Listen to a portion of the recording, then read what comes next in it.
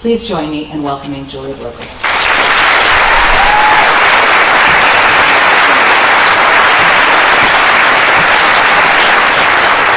Good morning.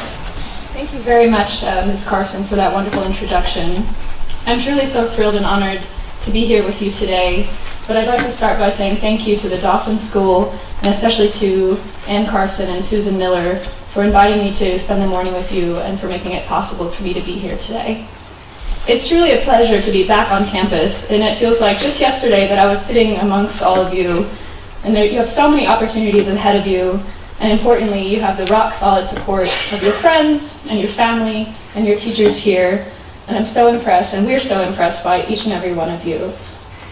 I have to say, though, some things at Dawson have changed since I graduated in 2006. There's an obstacle course now, which is really neat. There's a speech and debate team, which I would have loved to be part of. I just missed it by about a semester. There's also Mandarin classes, which is also extremely impressive that that's part of the Dawson experience now. But some things at Dawson have not changed, I'm happy to say. There are some elements of the Dawson experience that remain core to the unique identity and character of Dawson students that continues to deepen year after year.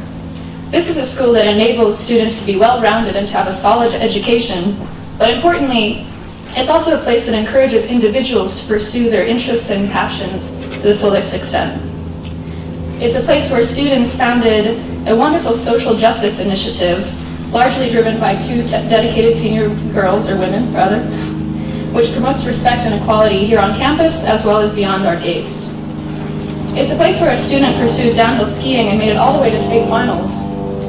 It's a place where students develop their athletic talents, and 4 seniors here today are going on to play college volleyball, fencing, lacrosse, and baseball.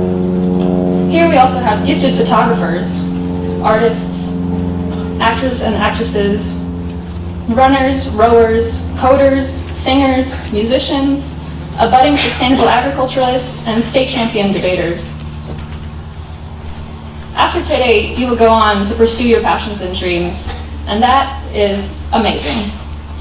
I have to say, Dawson also set me on a path to discover my passion for service to others and to the community. While I was at Dawson, I completed a few hundred volunteer hours, mainly working on waste reduction and recycling in Boulder and in Longmont. And through this, I became a dedicated climate change activist and became particularly concerned about the fact that there are people in the world who contribute the least to climate change, poor, marginalized, and vulnerable communities who suffer the most as a result of it.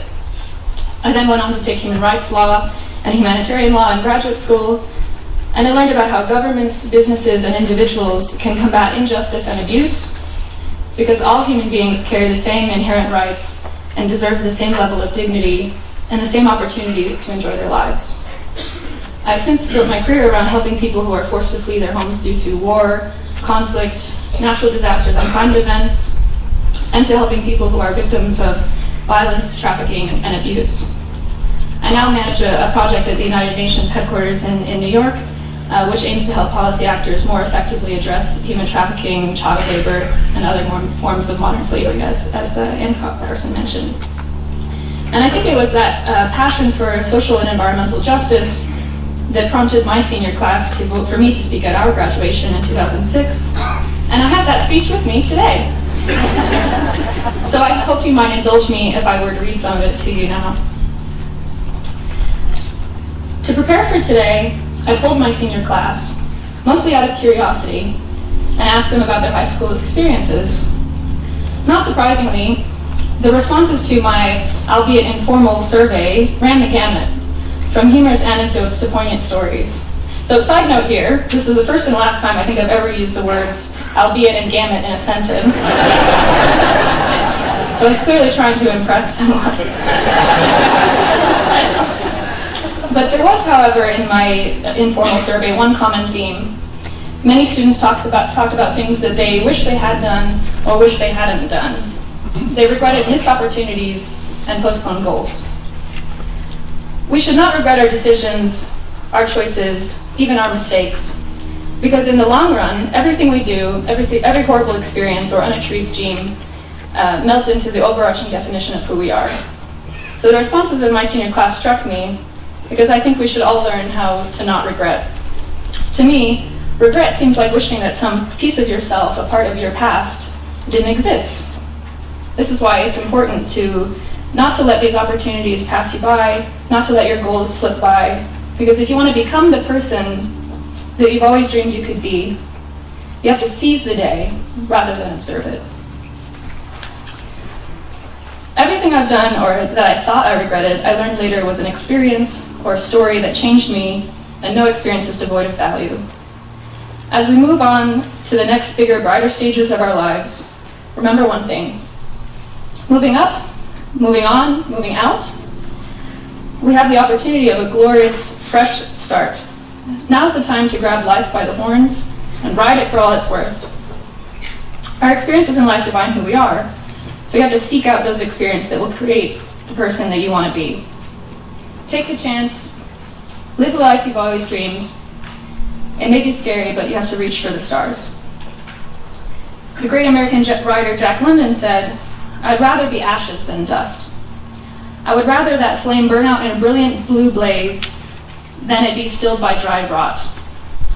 I'd rather be a superb meteor, every atom of me a magnificent glow, than a sleepy and permanent planet. The proper function of man is to live, not to exist."